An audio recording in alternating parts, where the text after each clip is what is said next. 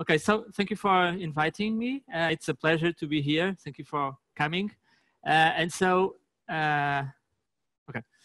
Yeah, so I'm going to talk about product innovation in general. So I'm going to give you kind of the big picture of product innovation. And then I'm going to focus on Unbabel and how we are addressing that, okay? And yeah, so I hope you like it.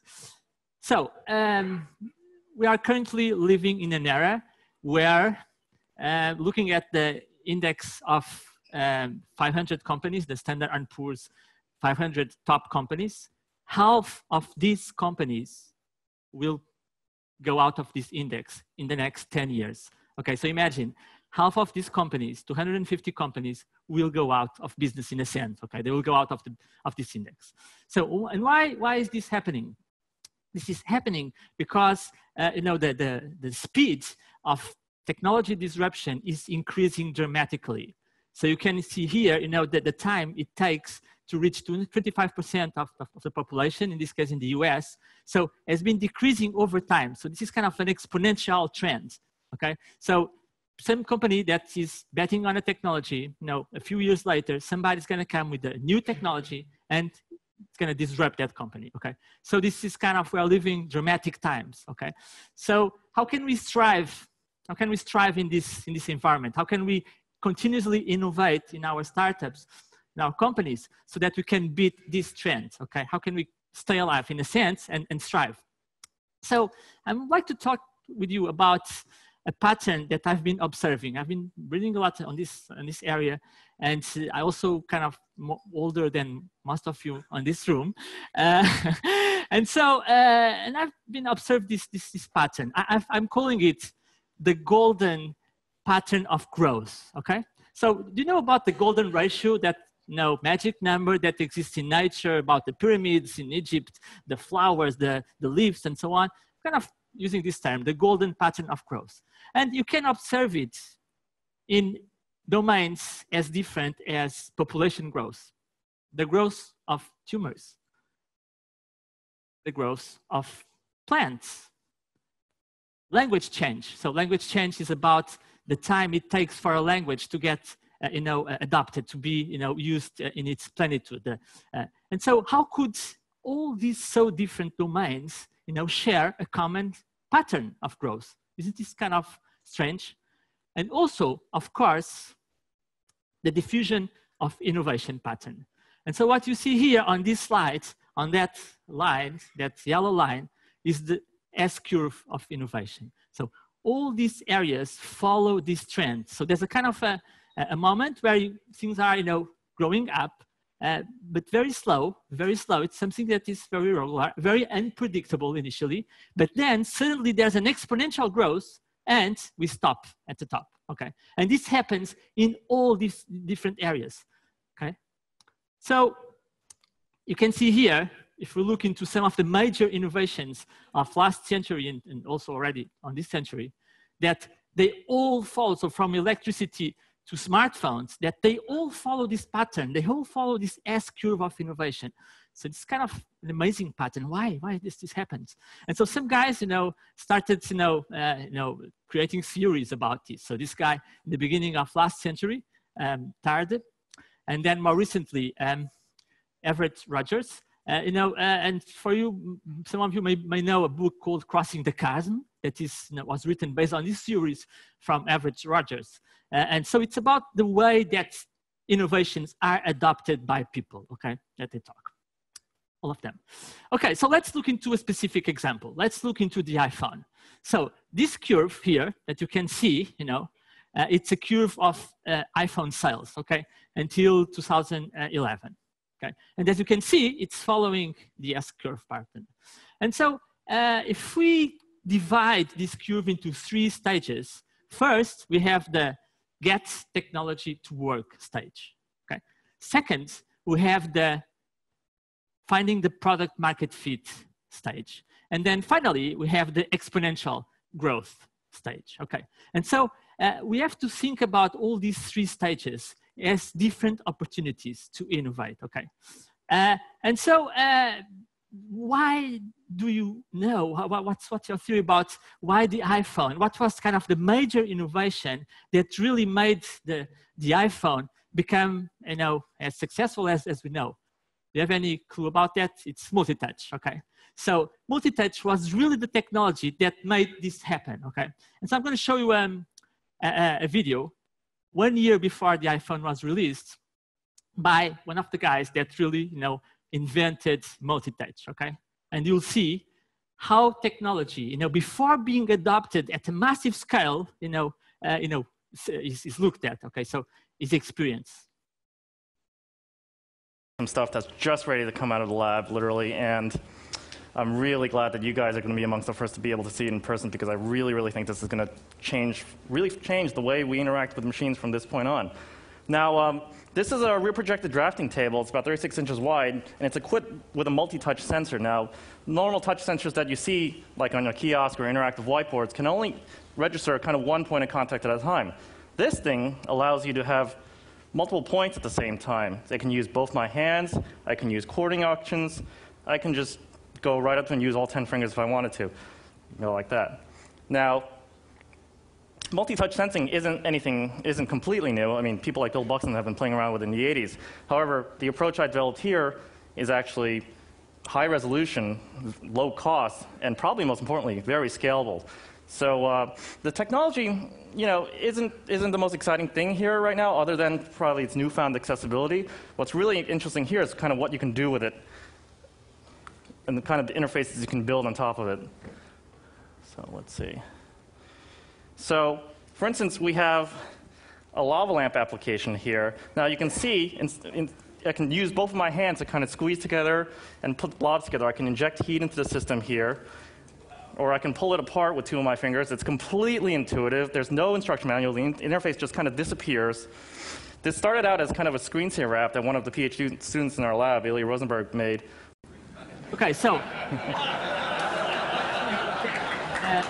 technology, you know, before being adopted by billions of people, looks like this, you know. Used it to build a lava lamp, you know, would you imagine? Okay, so this moves to the next one. Okay. Some stuff that's just... Okay, good. Okay, so let's look into the S-curve of the smartphone, okay, in general. And so in the beginning, you feel like the smartphone can be used for, you know, certain use cases, like those ones over there, email, web, weather. That's how the iPhone was envisioned to do, you know. I'd like to show you another video that is the first commercial of the iPhone, okay?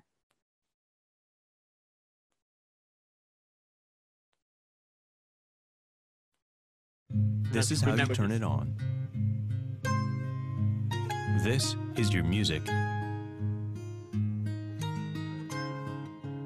This is your email.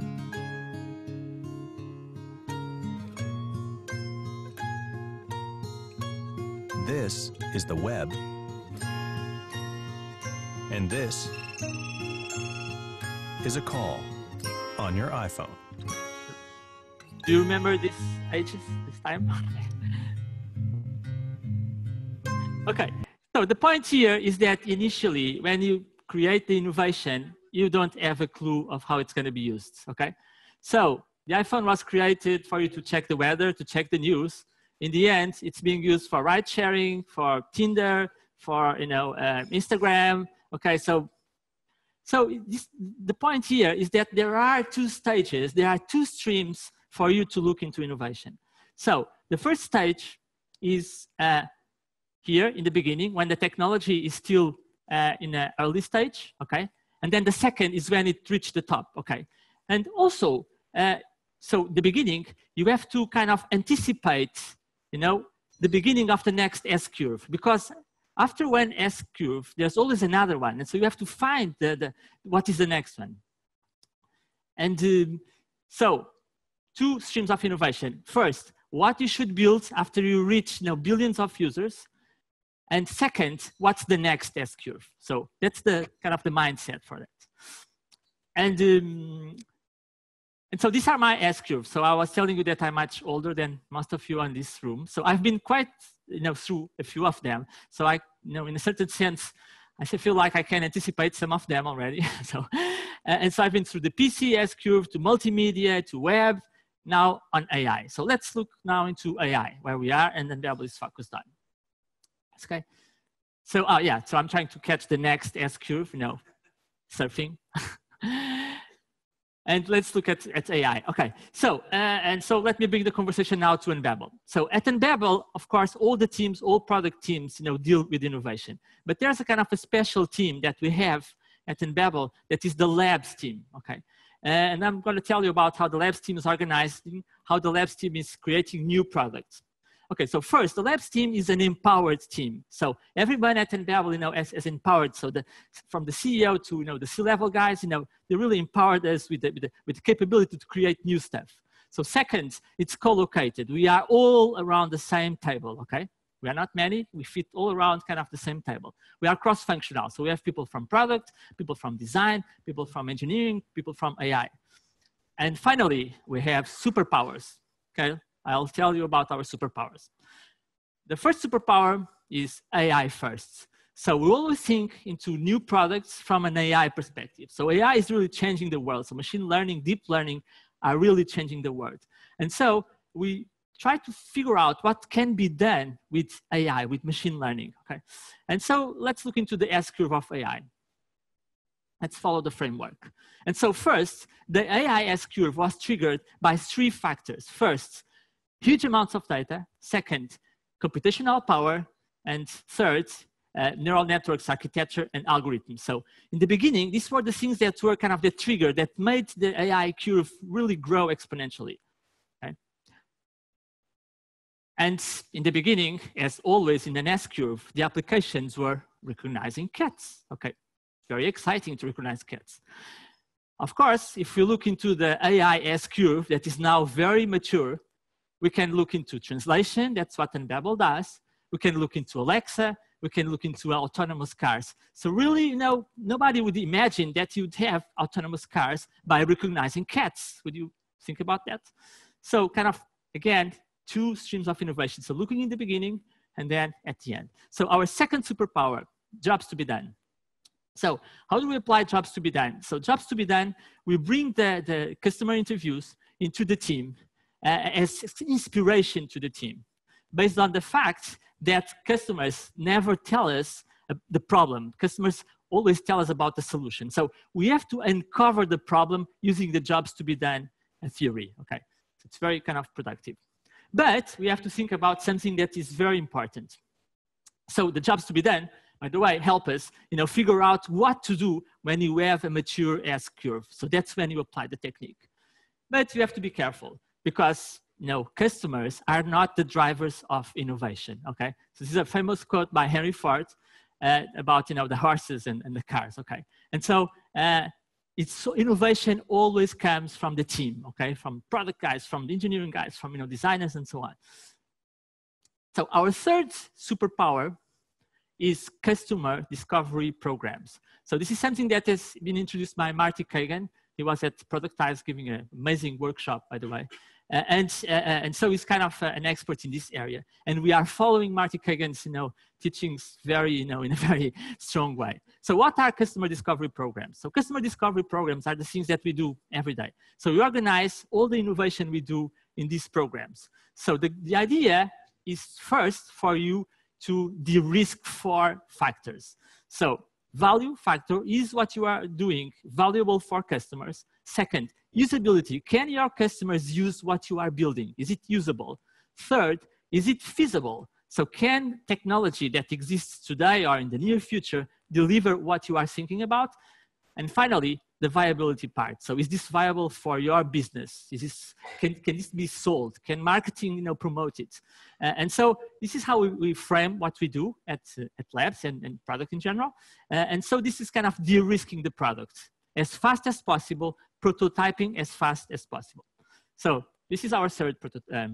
Yeah, and very important, do this with customers. So we find 3 to 5 customers among, you know, many. And then we do this work with them. We show them our prototypes. We get feedback from them, okay? And in the end, we can even use them as customers that we can refer to our future customers. So that's very important. So in Unbabel, historically, Pinterest was our first referenceable customer. It was very important for our business, to get other customers. And finally, our fourth superpower, OKRs.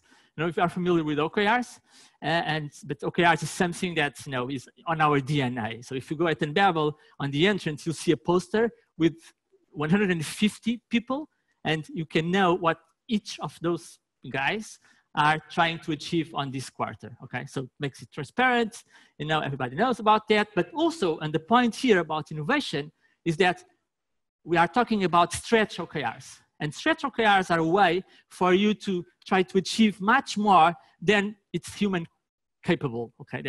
That's possible. So Google talks about this in the sense of the 10x mindset, okay? Not increase the product, not improve the product 10%, but improve the product 10 times.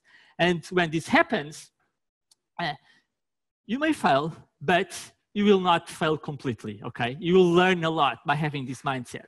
For instance, at this time on this quarter, at Unbabel, we are trying to multiply by 5 the amount of volume of translations. And this is triggering lots of new ideas of stuff that we want to do, okay? So let's put this all in place with an example. Nothing better than a concrete example, for us to understand this. So one of the products that we launched from labs was Unbabel for video. So it looks very polished there, very clean. It was nothing like this when we started, just rough prototypes, horrible stuff. But we did it fast. But so how did we apply the first superpower, AI first?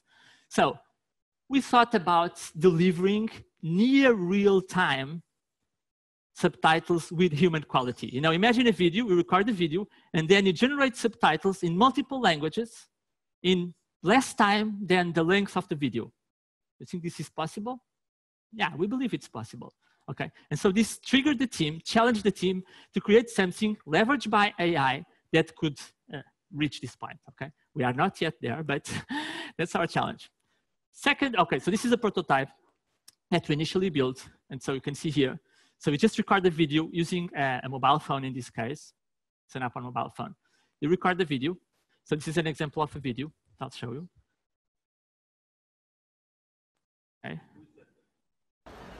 We're here demonstrating casts from Unbabel. We're going to show this at TAUS, and we want to show how the future of transcription and translation will be applied to making videos global. I'm here with my co-founder, João. We just went surfing. How was your session? It was amazing. I got 3 spectacular waves, and now I'm looking forward for a good meal. Okay, so this is the original video, and then what we do is we just trigger the AI stuff. Okay, so first we do automatic speech recognition. We convert the audio to text. Okay, but the problem is that this doesn't work completely. So machines cannot do this task yet perfectly. And so you can see here some mistakes come up.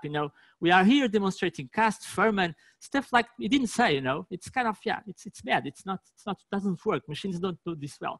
But then on the top right corner of the screen, you have the Unbabel magic wand. Okay, so you can press the Unbabel magic wand, and what's going to happen? You're going to summon the Unbabel humans. Okay, so the community of 50,000 people all over the world using mobile phones that will receive this task, and then we'll perfect it. And then the result, when you tap it, is that you're going to have, in 1 minute for a video like this or less than that, you're going to have English subtitles that will perfect the transcription. And then after that, this perfect transcription is going to be sent to translators worldwide for 5 languages, and you're going to have subtitles on your video that you can share on social media in a few minutes, okay? So the end result is something like this for a video. Okay. We're here demonstrating casts from Unbabel. We're going to show this at TAUS, and we want to show how the future of transcription and translation will be applied to making videos. There's a mistake there. Yeah, you are good at that. Okay, so second superpower. So the first one was AI first. Second, jobs to be done. So we were listening that our customers were telling us stories like, yeah, you are great about translation, but you know what? Before we send the video to you, before we send the text to you, we have to ask a provider to do the captions, to do the transcription. And yeah, it's kind of, and then I say, why don't we have a product that just combines transcription with translation and in a seamless way delivers the subtitles that our customers are asking for? So, and then we thought, but transcription is not something that Unbabel should do. Yeah, there was lots of discussions internally, and then should we do transcription? Yes, of course, because the job to be done is to deliver the subtitles in a single shot, okay? And so this helped a lot to listen to the customer. So this inspired the team to deliver this product. Third superpower, customer discovery programs. So we worked with a few of these brands, okay? Like, so with CNN Spain, BuzzFeed, with Living Lens. We committed many mistakes. We failed with some of these customers, but we learned a lot. So we kind of de-risked the product. We understood what's our best product market fit in this area. It's not for broadcast subtitles. We don't have the quality to do that, but we can deliver very fast subtitles. And for many use cases like market research, it's perfect. They love us, okay? Like Living Lens, for instance. But we failed with CNN Spain until now, but now we are kind of, improving it. And finally, our fourth superpower, OKRs, stretch OKRs. So these are my OKRs, my personal OKRs. This is kind of something taken off the poster. I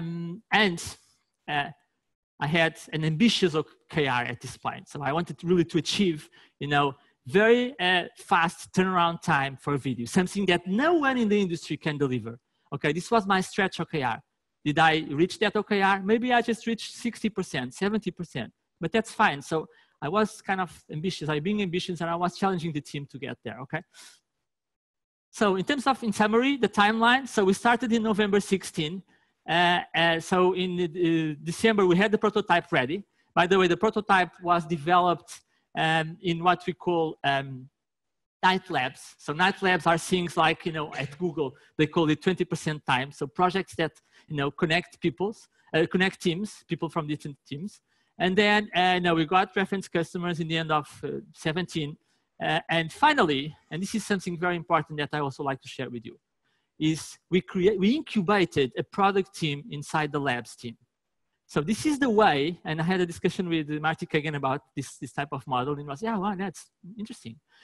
Because he was a bit skeptic about the labs model. And I said, no, but what we do is we are incubating a team inside labs. And so this is the amazing video team here. So first they started at labs, and now they are an autonomous team at Unbabel, and they are kind of building the product, focus on the customers. They have a product guy, they have engineering, they have designer, they have people from quality, and so on. So we are completely autonomous. So this model of incubating a team, we feel like it's very important to transfer innovation to the rest of the company. And this is a very important point, keeping teams small. Sometimes we think like you cannot do big things, but small teams do really, really big things, okay? One last thing, very important, culture. So culture in the end, and most of us in this room that are more experienced, that have been through many startups like me, know how much culture is important. And so at Labs, we have a kind of a subculture from Unbabel. So we kind of inherit the Unbabel culture, but we had 3 principles. First, reasoning by first principles. If somebody tells us, okay, those guys, did that and it failed, for us, it doesn't count. Reason by first principles. Second, experimentation. And by the way, we are inspired by Aristotle on the first. Was the first guy talking about first principles. Second, Galileo Galilei, okay, is the guy that, changed science, okay? His mindset about experimentation, always experimenting, not bringing our bias into the discussions, into the product discussions. Let's experiment and see what comes out. And finally, rebel spirit. And don't undervalue this, okay? We have to be rebels inside organizations, especially organizations that are growing like crazy, like Unbabel. And because many times we come up with ideas that, people don't believe in us. They say, oh, that's stupid. We should not open that area. That's not going to work. And we are rebels. And sometimes the engineers get mad with us. You are going to put everything in danger. And you are mad. I'm capturing some screenshots of these stories because I want to write a book sometime about, these things, some stories. Okay. Finally, just to finish, one of the quotes that I like the most. So the story of innovation has not changed for many, many, many years. It has always been the same, okay? And we watched an amazing video, by the way, at Productized, the General Magic video that is also about this, okay? I don't know if you were there. And this is a quote by Eric Schmidt, that was the executive chairman at Google and CEO at Google. And he says that this is the pattern he has observed. A guy like this, imagine the top executive. It's always small teams with new ideas that are not understood by executives and managers and so on. So keep your rebel spirit when you are innovating, you know, reason by first principles and experiment a lot, because those are the principles that we follow. And until now, it's working very well. Thank you.